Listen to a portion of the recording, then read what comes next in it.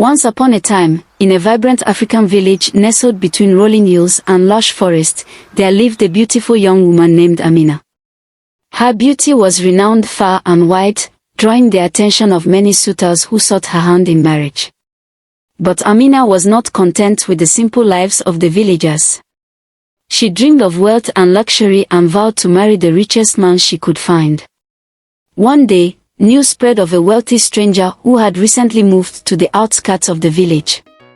His name was Mr. Okolo, and he lived in a grand mansion that gleamed under the sun.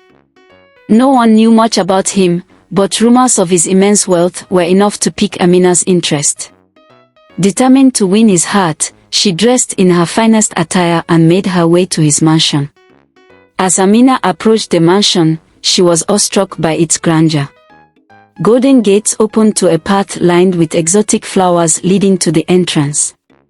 The mansion itself was a marvel of architecture, with tall pillars and intricate carvings that shimmered in the sunlight.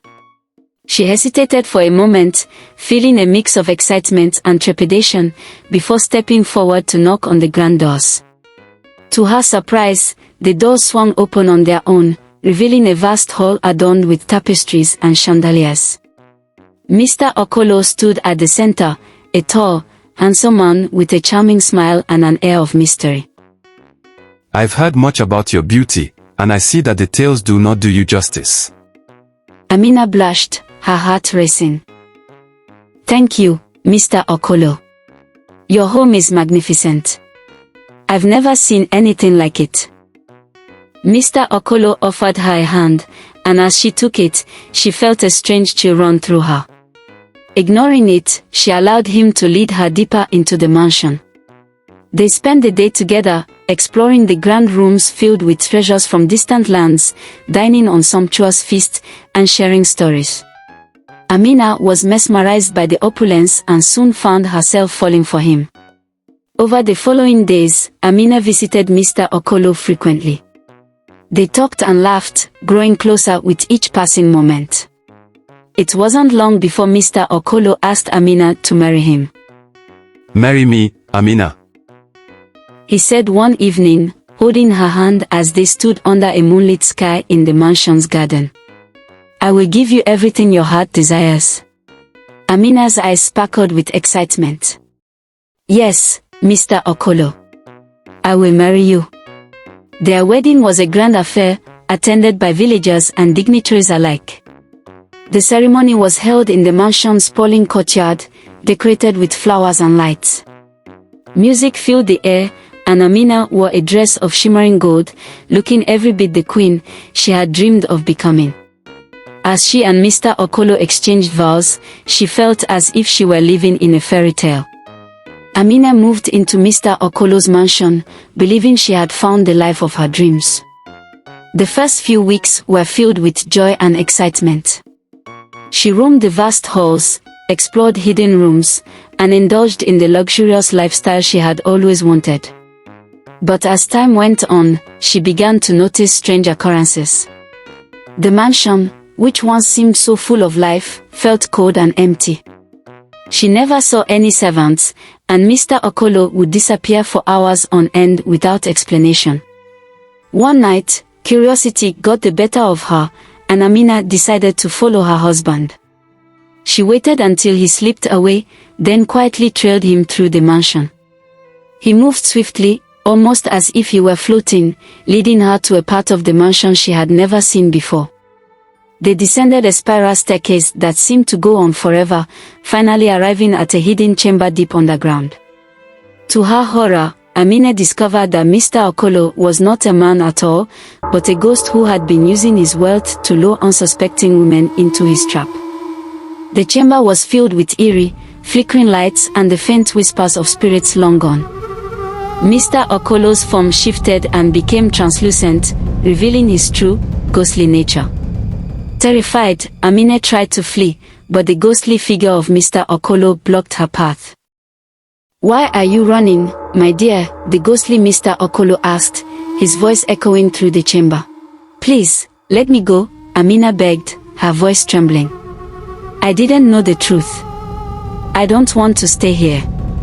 Mr. Okolo's ghost revealed that he was once a greedy man who had been cursed for his avarice, doomed to remain a ghost until he could find a woman willing to stay with him despite his true nature. Desperate to escape, Amina pleaded for her life, promising to do anything. "Please," she cried. "I'll do anything you ask. Just let me go."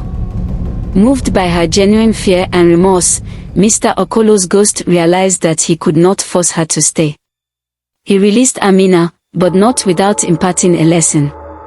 "Greed has led both of us to this fate," he said, his form slowly fading.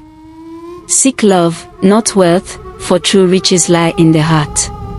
Amina fled the mansion and returned to her village, forever changed by her encounter. She no longer sought wealth and luxury but embraced the simple joys of life. She shared her story with the villagers, and her tale became a cautionary legend. In time, Amina married a humble farmer named Kwame, who loved her deeply. Their life together was modest but filled with genuine happiness. They worked side by side in the fields, shared meals with laughter, and found joy in the everyday moments that money could never buy. One day, as they sat together under the shade of a baobab tree, Amina told Kwame about her past and the lessons she had learned. "I was foolish, Kwame," she said, resting her head on his shoulder.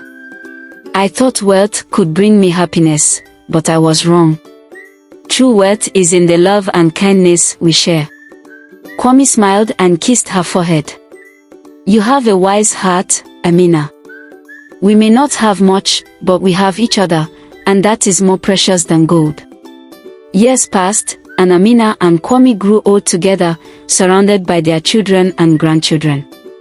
Their love story became an inspiration to the village, reminding everyone that true wealth lies not in material possessions but in the love and connections we build with one another. And thus, Amina's story was passed down through generations, a timeless reminder of the dangers of greed and the true meaning of wealth. The mansion of Mr. Okolo remained abandoned, a ghostly relic of a past mistake, but Amina still lived on, a beacon of hope and wisdom in the hearts of those who heard it. After so many years, a young man who heard Amina's story decided to visit Mr. Okolo's abandoned mansion to confirm the truthfulness of the story, but was terrified by Mr. Okolo's ghost. Immediately he stepped into the mansion.